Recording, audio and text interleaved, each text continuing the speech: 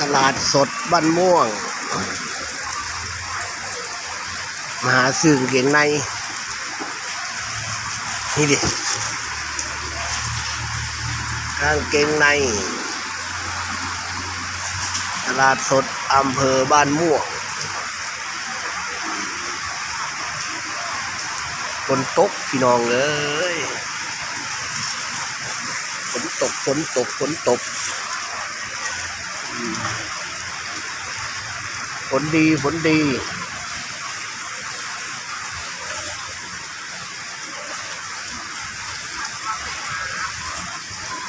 หาซื้อกินมาทุเรียนมันแห้งแพงมันอยู่ฟอนเจริญแพงอยู่พี่แห้งแพงบ้านอยู่บ้านโมงแพงอำเภอบ้านโมงอยู่ตลาดก็มีได้คนตก